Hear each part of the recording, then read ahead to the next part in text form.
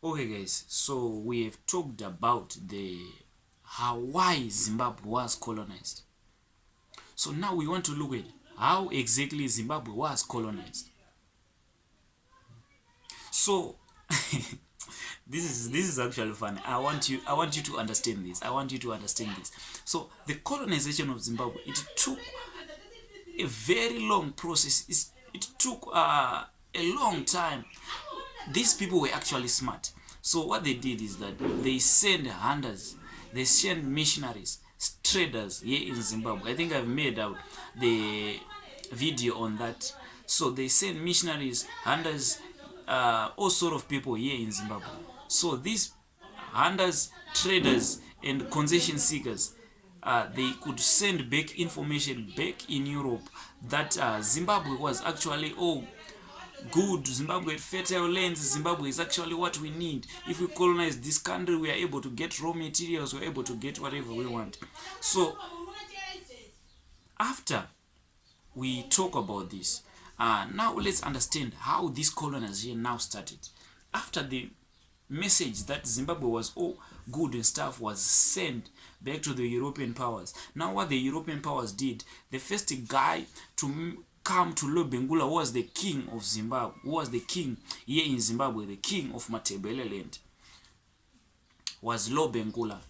So the first guy to come he was I think it was Piet Grobler. Exactly, it was Piet Grobler. So Piet Grobler now came here in Zimbabwe. You understand what I'm saying? So Piet Grobler, as he came here in Zimbabwe, he approached Lobengula and he said, "Yeah, Mr. Lobengula, I want to sign a friendship treaty with you." And then what he said, Lobengula was like, it's okay. I would also love to have peace with you, the Boers. So as he signed that friendship treaty, they made multiplicity of agreements. So the first agreement was that they would have everlasting peace. You get what I'm saying?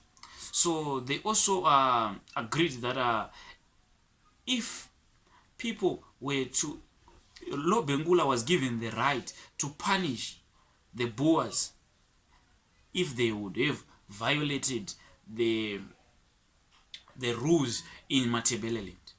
So after that now, it said that Piet Grobler himself, he settled in Matebeleland here in Zimbabwe. He was a Boer, okay? So he settled here in Zimbabwe. And then as he was about to go back and grab his goods so that he could settle here in Matebeleland permanently, here is where the story gets more interesting. It is said that Piet Grobler was murdered. He was killed. He was a Boer. And then the blame was put on the British. The British were suspected that they are the ones who had killed Piet Grobler. So, you see, so after this treaty was signed in 1887, so after the death of Piet Grobler, it is said that the British in 1888, they sent 3 guys to Lobengula. Now they had eliminated the Boer. Now they sent a guy who was well known, who was familiar, who knew Lobengula since childhood. So this guy was John Smith Moffat. So John Smith Moffat was sent to Lobengula. And when he was sent to Lobengula, he signed. He was sent by Rhodes. You understand? He was sent by a guy known as Cecil John Rhodes, who is the mastermind. So this guy Rhodes sent John Smith Moffat to Lobengula. So Lobengula knew John Smith Moffat. He was a childhood friend. How are you? You know, and stuff. So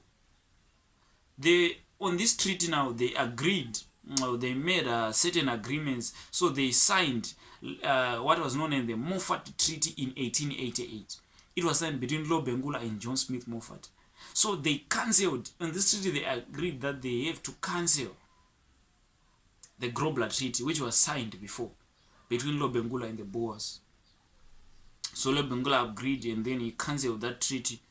Damn, he was making a very, very big mistake on this one. So he cancelled the treaty. They made a certain agreements. They also made that they were going to have everlasting peace in this treaty. So now we see that this guy, Cecil John Rhodes, once he heard that they had signed this Moffat Treaty, he was very happy and he didn't want to waste much of his time.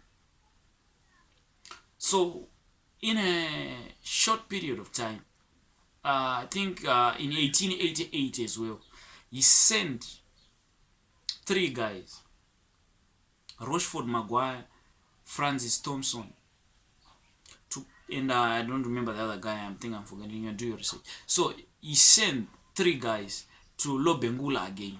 So they had signed the Moffat Treaty. So they came to Lobengula and they said, "No, we have signed the Moffat Treaty before. Now let's sign the Rudd Concession." Then this Rudd Concession was the treaty which actually sold the country, which actually made Zimbabwe to be colonized by the British. So Lobengula didn't want to sign this treaty. So he was forced. And then now we see that a guy called Francis Thompson. So this guy, he was a translator. So he bribed Lobengula's Induna, or a king, a king of elders. So he bribed that Induna and he said, I will give you, what was he? He was promised a lot of things. Loche, his name was Loche, this Induna. So Loche now went to Lobengula and said, "No, Lobengula, sign the treaty, sign the Rudd Concession." So since Lobengula trusted this Loche guy, so he signed this Rudd Concession. So in the Rudd Concession, he gave Rhodes exclusive mining rights here in Zimbabwe.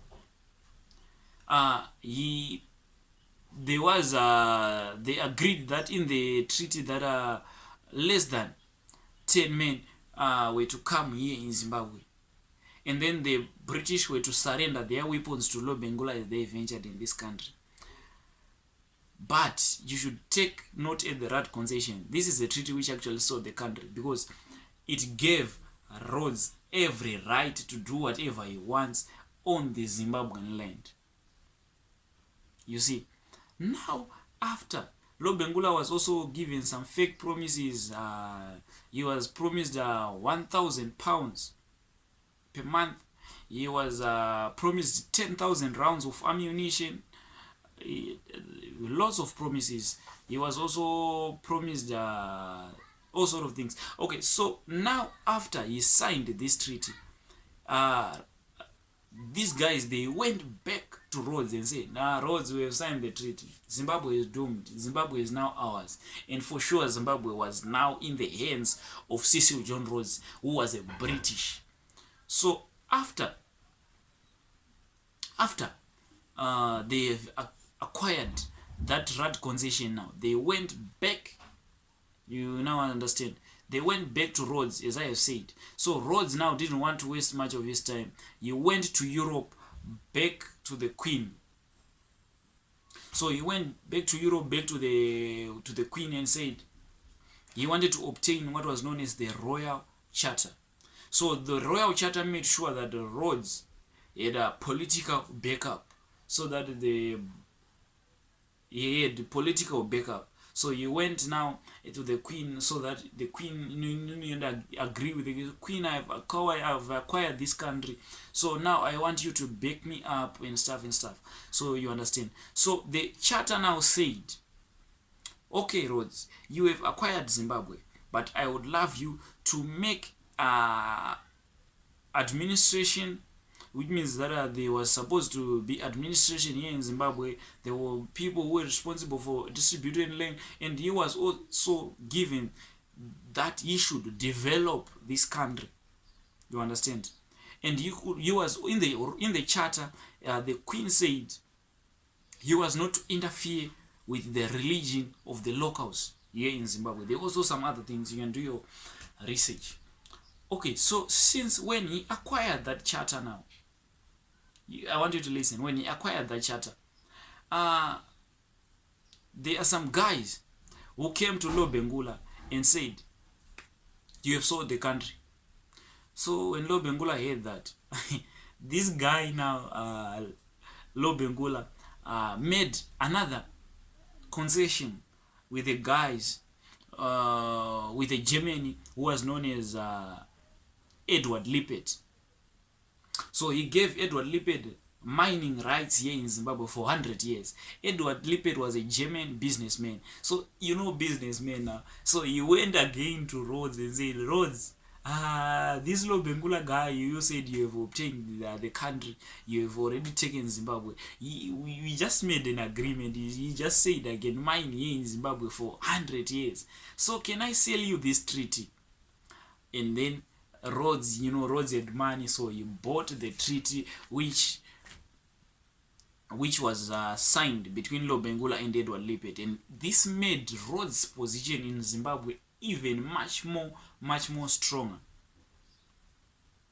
Now the process of colonization have already been done. Rhodes, what he wanted now to do was to come here in Zimbabwe and venture and now take over his country. He had already done the process of colonizing. Now what he had to do now is to come here in Zimbabwe and now take what belongs to him, what Lobengula have just agreed to. So you need to bear this in mind. Lobengula had a company which was known as the British South African Company, which was based in South Africa. So now this company now was the one which he used to get people which could come here in Zimbabwe. So he wrote in the newspaper that he wanted skilled men, he wanted all people that would be needed so that they could start a living here in Zimbabwe. So through the British South African Company, he formulated what was known as the Pioneer Column. So the Pioneer Column, it was a group of people which was gathered by Cecil John Rhodes, which moved from South Africa here to here in Zimbabwe to start the colonization process. Zimbabwe was already colonized, so they wanted now to start developing the country as if the country was theirs. So now the Pioneer Column, Rhodes gathered 500 people which were responsible for guarding all the people which were to march from South Africa to here in Zimbabwe. Okay, so Rhodes also gathered 200 people. So among these 200 people, these people were skilled. You get it? So they were farmers, doctors, builders, all sort of skilled people, 200 of them. Okay, so now after gathering this Pioneer Column, they now merged from South Africa. We see that they avoided going through Matebele land because that's where the Ndebele were, and they were afraid of the Ndebele. So they had to move very far away from the Ndebele. So they avoided, as I've said, they avoided Ndebele. So they moved using other direction. So that's when we see that they moved using the direction of Masvingo, where they plotted Fort Tuli, and until they reached now Harare, which they named Salisbury. So now as the Pioneer Column reached Harare, that's when the British raised their flag, the Union Jack, which symbolized that Zimbabwe was now under the British influence. Zimbabwe was now colonized. That's how Zimbabwe was colonized. And then that's all, guys, I have on the colonization of Zimbabwe. What else is left? Let me try to think. What else is left? Yeah, nothing. What is just left is that the Pioneer Column just met some problems as they were moving, you know, snake bites and stuff, diseases, but that's nothing. So that's how Zimbabwe was colonized, guys. So if you find anything in this video helpful, please do subscribe on The Brainy Show. Thank you.